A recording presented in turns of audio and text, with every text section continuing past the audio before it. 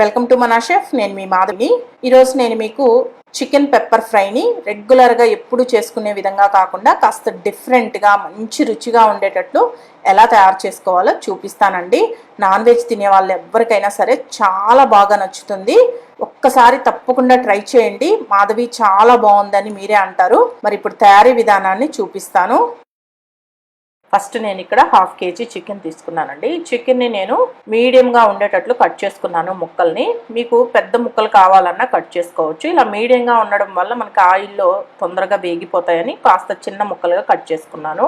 అలాగే నేను ఈ చికెన్ని బోన్స్తో సహా తీసుకున్నానండి. మీరు బోన్లెస్ అయినా తీసుకోవచ్చు. ఇప్పుడు ఈ చికెన్లో మీ రుచికి సరిపడా సాల్ట్ వేసుకోండి. పసుపు 1/2 టీ స్పూన్ వేసుకోండి. కారం 1/2 టీ స్పూన్, అలాగే మిరియాల పొడి 1/2 టీ స్పూన్ వేసుకొని ఈ చికెన్ మొత్తానికి పట్టేటట్టు బాగా కలుపుకోండి.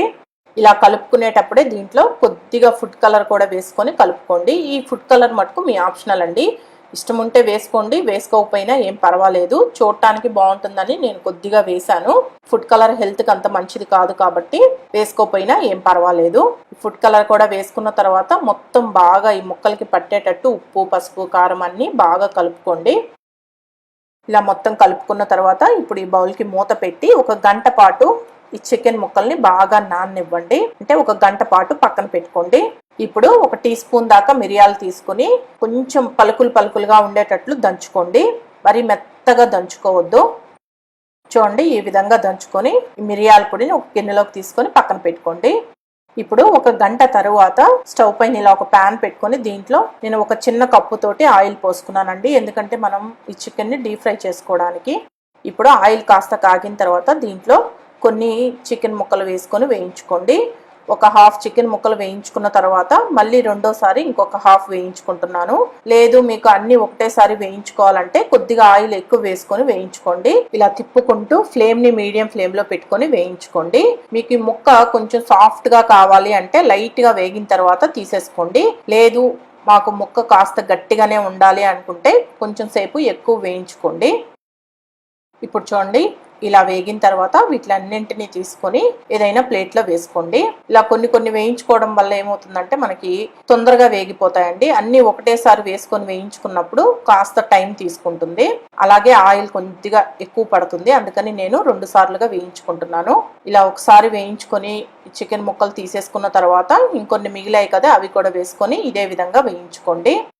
ఇప్పుడు ఈ మిగిలిన ఆయిల్ ఉంది కదా, దీన్ని ఏదైనా గిన్నెలోకి తీసుకొని ఇదే ప్యాన్లో 1 టేబుల్ స్పూన్ ఆయిల్ ఉంచుకోండి. ఈ ఆయిల్లో 3 లవంగాలు, 1 ఇంచు చెక్క వేసుకోండి, 3 యాలకులు, అలాగే 1/2 టీ స్పూన్ జీలకర్ర వేసుకోండి. దీంట్లోనే సన్నగా కట్ చేసుకున్న వెల్లుల్లి 1 టీ స్పూన్ వేసుకోండి.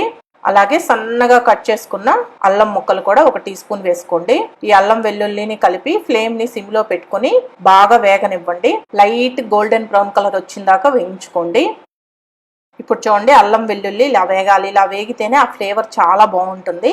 దీంట్లో 2 లేదా 3 పచ్చిమిర్చిని ఇలా సన్నగా కట్ చేసి వేసుకోండి. పచ్చిమిర్చి ముక్కలు కూడా లైట్గా వేగాలి.